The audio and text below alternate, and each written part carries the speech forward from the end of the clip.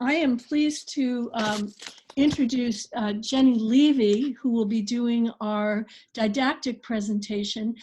Jenny is a Vice President of People, Community, and Engagement for Hypertherm, located in Lebanon, and she's leading Hypertherm's response to COVID-19, which is a very robust response.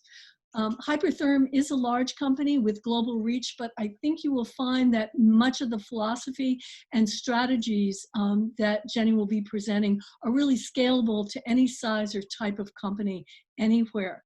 I want to remind us that her slides will be posted after the session, so you can take an in-depth look at them later.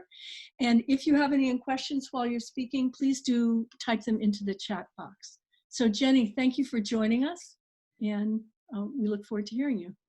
Thank you for having me. If you can stop sharing Seddon, then I'll be able to share my screen. There you go. Great. And here we go.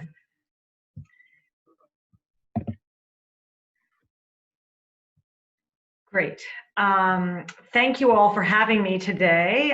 It's been wonderful to participate in prior echoes and in this one as well. I'm looking forward to sharing with you what we've been doing at Hypertherm, and hopefully some of it will be relevant. I know that we're a large industrial company, and from the breakdown that Seddon just shared, not many of you are. But again, I think we have a lot of shared challenges. As Seddon described, hold on a minute. As Seddon described, Hypertherm is an industrial cutting solutions provider with plasma, laser, and water jet product lines.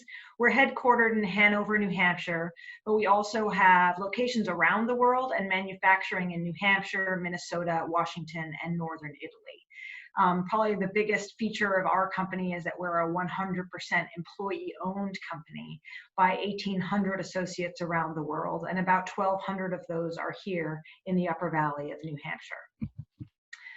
Because of our global footprint, we have had global risk during this COVID-19 time. We started to manage this pandemic, the time it wasn't a pandemic, I know, but with our teams in China, and then in Singapore, Korea, Japan.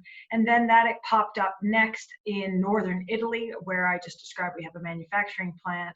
And then we have a company we bought last year in Seattle, Washington. So we were really tracking the hot spots. And after Seattle, though, it really became a global pandemic. And as you can see here, our locations or large groupings of associates are marked in the diamonds. So we've been really following the CDC guidance for travel and really tracking community spread. From the very beginning, initially, our very first thing we articulated to the company was our 3 priorities in this order. And I cannot emphasize the importance of this enough for all of you, is to figure out what are your priorities, because as we have faced a lot of challenging situations, and we still are, and decisions, and we still are, these priorities really helped guide us. Number 1 priority is associate well-being. Number 2 is community well-being and public health. And number 3 is taking care of our customers and business continuity. So those are our 3 priorities, and the way we want to achieve them is through transparent and timely communication. So I'll get into how we've been doing this more specifically. A longer statement here is a goal that we have as a business that we've also been working toward. And really this is trying to get at more detail than the core 3 priorities, which is looking at associate wellness, and that's medical, mental, and financial, to meet the range of people's needs. With 1,800 associates, there is quite a range, but frankly, any organization with 2 or more people have a range of needs. We want to contribute and stay aligned with public health goals, and then we absolutely want to minimize short-term business impacts to our entire supply chain, from our suppliers through our customers who are relying on us. We've been actually deemed an essential manufacturer during this time. And keeping our eye still on the longevity of our business and how do we maintain our strength for the long term, both with talent but also with market advantage upon the recovery. One of the structures that we set up in the beginning was actually part of a core pandemic response we've already written out and have utilized a couple of times in our history. We expanded it during this COVID time. But that depiction is here. Again, we're a large organization.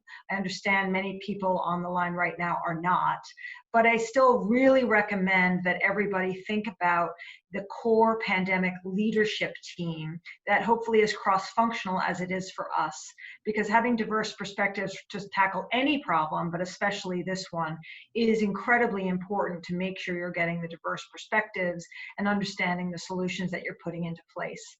The rest of this structure is handling different aspects of our business risks and business opportunities and showing some of that alignment of communications that I talked about, transparent and timely.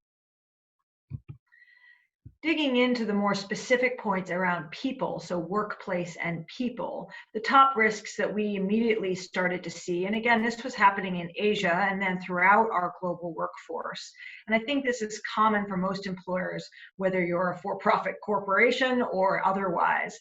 Number one is high transmission rates and illness. Thinking about loss of workplace confidence and retaining confidence. Mental health is huge, and the impacts that that has in many places. High absenteeism and unable to meet your essential demand. And then conversely, excess talent capacity given potentially low supply or low demand constraints that you might be facing. And then finally, long-term and even immediate disengagement and cultural disconnection, especially for us, as I'm sure for many of you. Over half of our workforce is now working remotely who did not do that before March. So that disengagement is a big challenge and risk, as I depict here.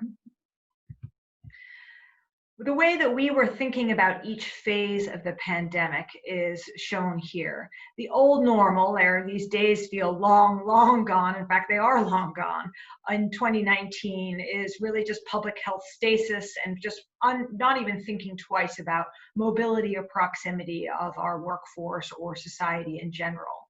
What we started to see in our team within China was what we started to term kind of a stop and isolate approach. This is really January, February, a little bit kind of early awareness trickling into our Northeast region here, but really thinking of it as a regionalized health crisis. Yes, some borders were increasingly closed, but there was a really intense focus, as we all know, on quarantine and isolation and localized case management.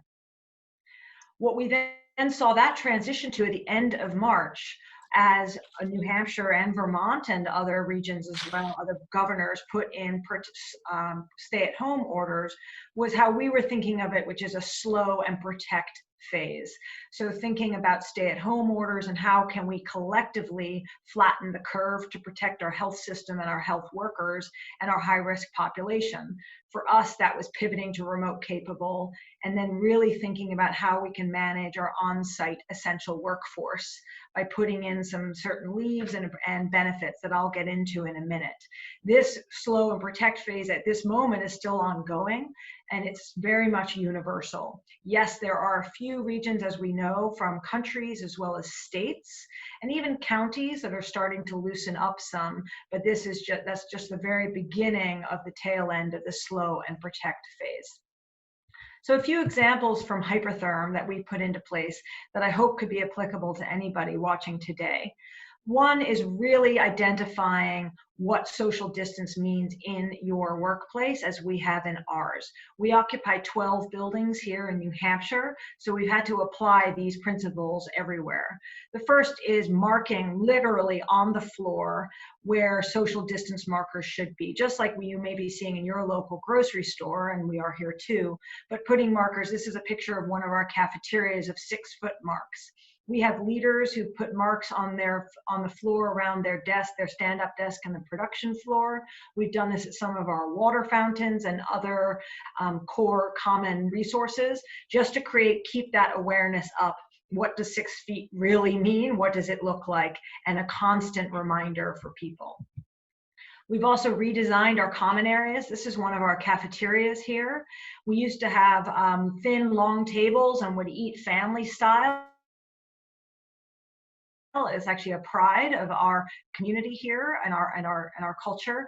But we've redesigned all of these rooms, removing round tables because round tables are harder to maintain a rigid social distance, replacing them with square tables, and then only putting the number of chairs around those tables to maintain social distance.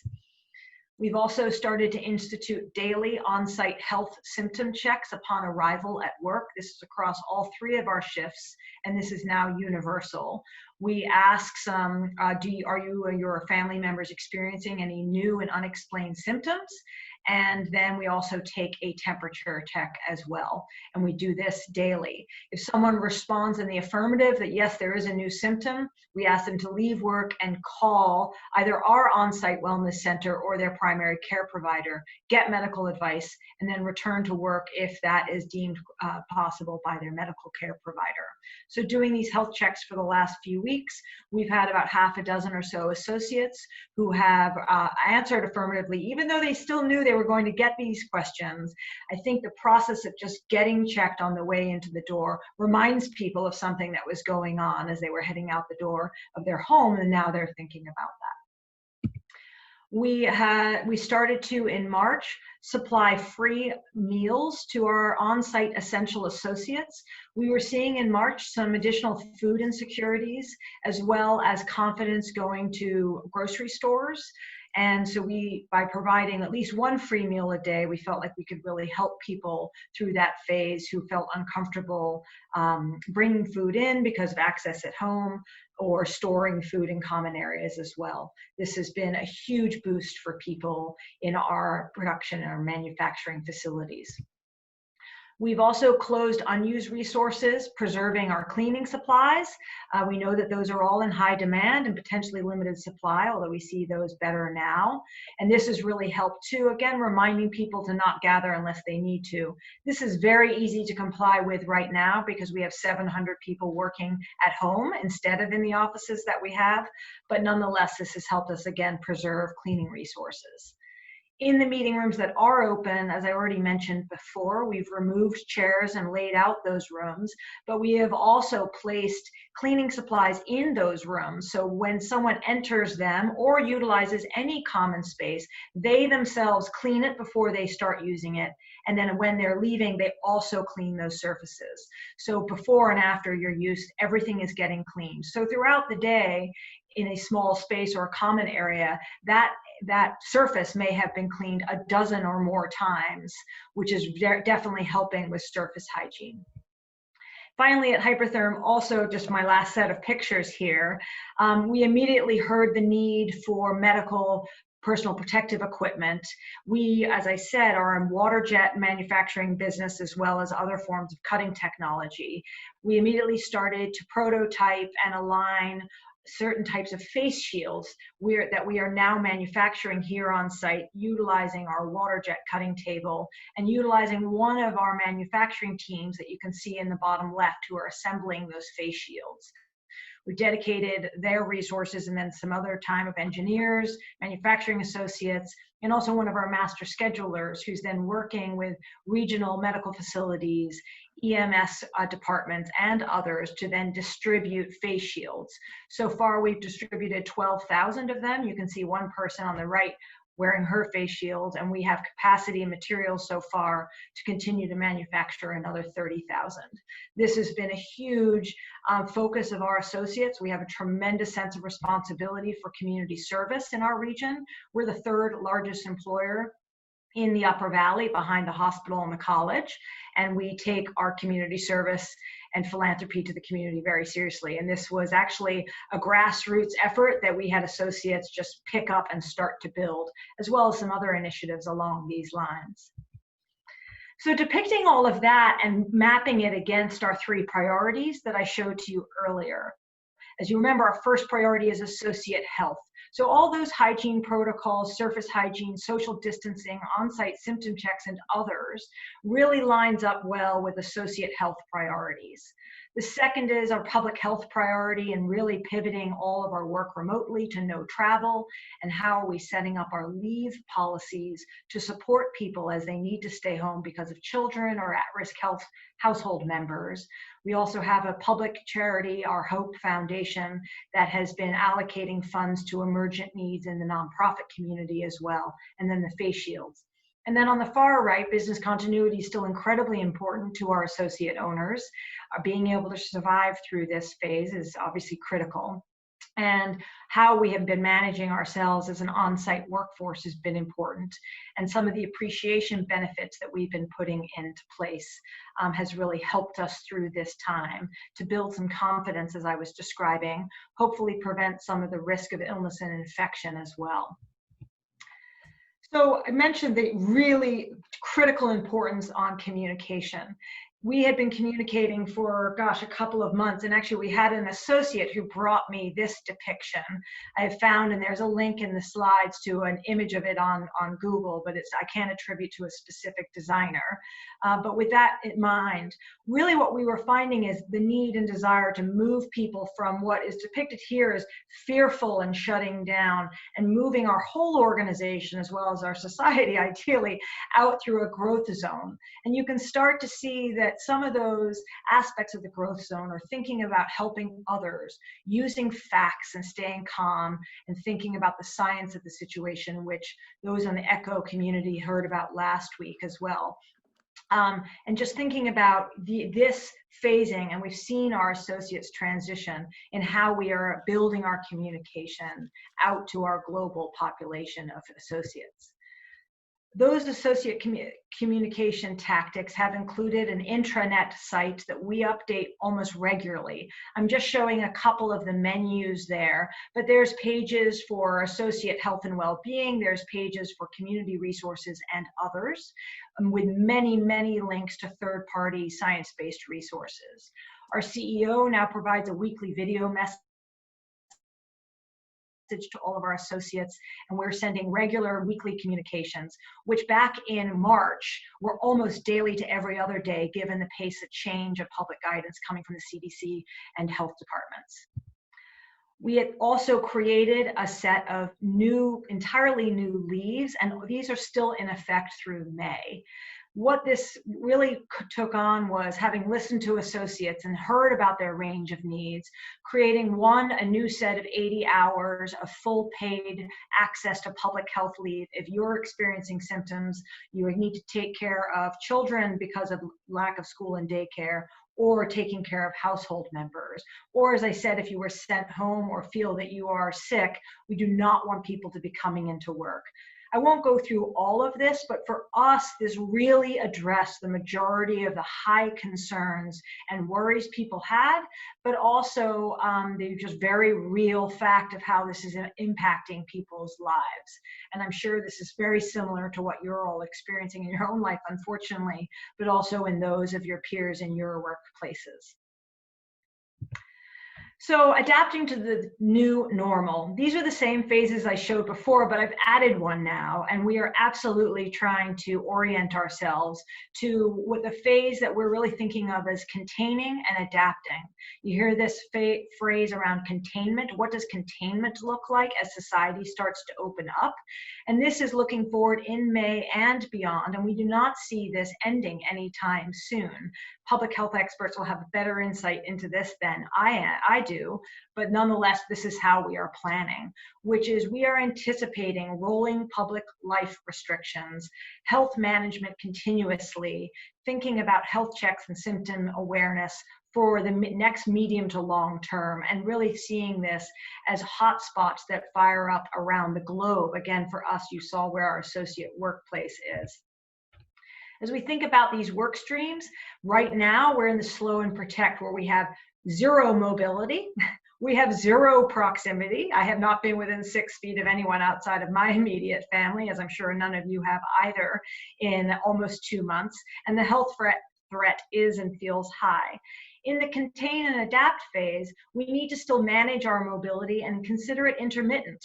And we need to think about our proximity as a business and all the work and plans we are doing with our customers, with our suppliers, with our communities, and with our associates as low proximity until we get to what the federal government is determining as phase 3, which is very much a sustained decline in infection rates as well. Adding to this a little bit is some work streams that we are putting into place now. One is a work stream around our physical plant. And as people return from remote work, how do we rethink our cubicle designs and our configurations of our workspaces? How do we think about work tools? So online innovation and collaboration tools, not assuming we can all just get together face to face. And then really thinking about sustaining our culture and real connection that we are working on now through a lot of web-based learning opportunities and cultivating some programs, but then ongoing change management and ongoing management of well-being. These are incredibly important to us, and we'll have cross-organization groups helping us with this work.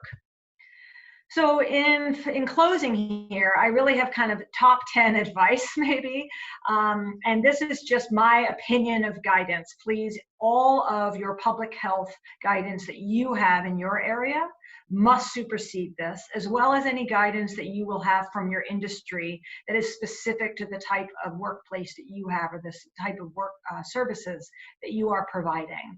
But number one, I've really put them in this priority. Communication is critical, whether it's communication to your own associates, obviously, but also to the key stakeholders with whom you are operating with and collaborating with, and really using and relying upon science-based public health resources and literally linking to them in your communications as frequently as possible. Health checks are also very important. It doesn't mean you need medical staff. It just means creating that daily awareness that we all need to have and building that conversation up in your workplace around health checks. Continuing social distance. I'm not sure when I'm going to be able to hug close friends again, but social distance in the workplace is going to be critical. And how can you really design your space to support that? We have dedicated rooms here filled to the brim with chairs. That's so that they can't get pulled back out into common areas and used. So it is impossible to start to put people together because we've removed tables and removed chairs. And I really suggest that you think that way in your workspaces as well. Personal hygiene is critical. People are already doing this at home, but surface hygiene, as I described the before and after, thinking about continued remote work. This is not a sudden universal pivot back into the workplace, and constantly being ready for remote capabilities, whether it's an event that you've planned, and what if there's a flare-up in your community, having secondary remote options, but also enabling that for people who may be experiencing symptoms and feel like, should I go, should I not? If you're always providing remote connection, that will help. Finally, masks, there's changing opinions here, so this is probably already outdated from a couple of days ago when I finalized these, but staying in tune with the CDC guidance and reminding people that masks are not for the wearer, is to prevent the wearer's projectiles going out into surfaces and others. And then these two are important. Do not rely on a positive diagnosis in your workplace. Do not rely on a positive diagnosis in your workplace. Many people, as I'm sure you're experiencing, are experiencing symptoms and they do not have access to a test. So we are really focused on symptom management and symptom awareness. We do have a positive diagnosis process and protocol, but we are really thinking about ongoing management of the fact that any one of us at any time could have a positive viral load. How do you manage your processes and physical space with that fact in mind? And then how do you sustain those approaches and really think about staying aligned with the Department of Health, sustain the protocols and processes that you have. This last slide, again, will be in the deck. I do not expect any of you to write these down magically. But the one I do want to point out before I close is the very last bullet. It just came out of Seattle. Again, we have a company there, and it is excellent. The backtoworktoolkit.com, it says .com, but it was put on by some nonprofits as well as the Chamber of Commerce and their local public health officials. And it is truly a toolkit. You can download that. It's a zip file, and there are processes and protocols that you can use and adapt them to your own workplace. So I highly recommend you look at that as well and consider that for your situation. So with that, thank you very much. Happy to answer a few questions. I know we have a few minutes designated for that. Thank you. Yes, we do have a few minutes designated, and thank you so much, Jenny. Terrific presentation and really exceptional work that Hypertherm is doing, and I think relevant to all of us. So thank you. Monitoring the chat box, we had numerous questions come in about temperatures. So I'm going to ask Jennifer Telesco if you could unmute. I think you got there first, and you had several temperature-related questions. Just to remind people, slides will be posted, and please identify yourself and your company when you ask your questions. So I'm Jennifer Johnston. I'm the HR director at the City of Concord. And I was wondering about temperature checks as far as what your process was for logging the temps, storing the logs, and then what the reaction was when you had a temperature that was either borderline or legitimately a fever, what your next steps were. Great. We do not log any information. We do not capture any personal information because of HIPAA. If someone flags a higher temperature, and for us that's defined as 100.4 and above, that's the CDC guidance, the screener tells them you're actually logging a higher temperature. We have a sheet, it's a quarter-page sheet that they receive that then has a process on it with telephone numbers to call, whether it's our own on-site wellness center staffed by DH medical professionals, 211 if they're in New Hampshire, or other medical resources. They are asked to leave and then make that phone call immediately. So we do not manage the medical case. We just have a process by which they then follow. Having left work, they let their leader know they've left work, and then they let their leader know when they're returning to work and what that medical advice was at that time. But we need to avoid collecting medical information because of HIPAA. But the advice that we've received so far is we may query for pandemic specific symptoms, not digging into any further medical history and really tying it very directly to those symptoms. And we're using the CDC list of symptoms to guide us. Thank you, Jenny. I do know the EEOC also has good guidance on that as far as the questions you can use. Great, yeah. Thank you for that comment. We will be having a session. Some of these issues border on legal and regulatory issues around employment during COVID, and we will have a session devoted to that, which will focus on that important issues. Time for one more question. Beth Long, you had a question related to employee relations. Can you unmute and ask your question? Thank you so much.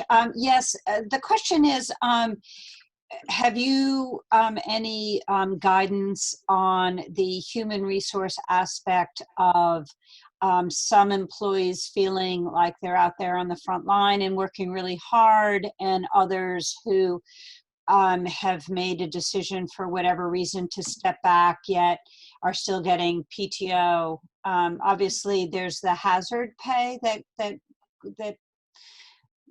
you know is there that you reviewed, but perhaps more. What are you seeing more than that? Yes, that has been a huge issue, especially in the beginning. There are a few things that we've kind of tried to use to address that. One is actually not referring to it as hazard pay, but talking about it as an appreciation set of benefits, including free meals. We have had in the month of March and end of March and April, additional money to go to people who've been able to be here all week, as well as additional earned time accrual. Basically, we've really been trying to highlight the fact that there is no competition for who is suffering more right now. Obviously, someone in the ICU and the people treating them are suffering the most. Everyone is struggling one way or another. And that's where the information from those concentric circles that I was talking about have really tried to play in, which is to how we communicate, is respecting each person for whatever they're struggling with, and really talking about that.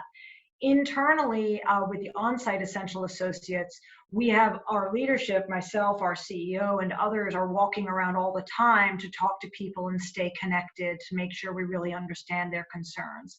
Fast forwarding 6 weeks, our associates who are on site now and have been for the last 6 weeks say they feel safer at work than they do in other public places because of the protocols that we've put into place. So part of the prior question from Jennifer was, how did people feel about the symptom checks? There were a few people at first who were apprehensive and thinking we were trying to invade their privacy, but when they saw how we were conducting it, what we've heard more is they're glad that we're trying to take control and of the situation. They were glad that they feel a sense of control and they feel like their peers around them are going through a robust process and set of protocols together. So there's an aligned sense of security that's helping people provide. It is not perfect. And as any infectious disease person would tell you, a few questions upon entry is not a perfect shield at all, and it won't be, and we still aren't seeing that to be so. But I think some of this is around how people are feeling and the mental health aspect that I talked about earlier as a risk. Thank you so much, Jenny.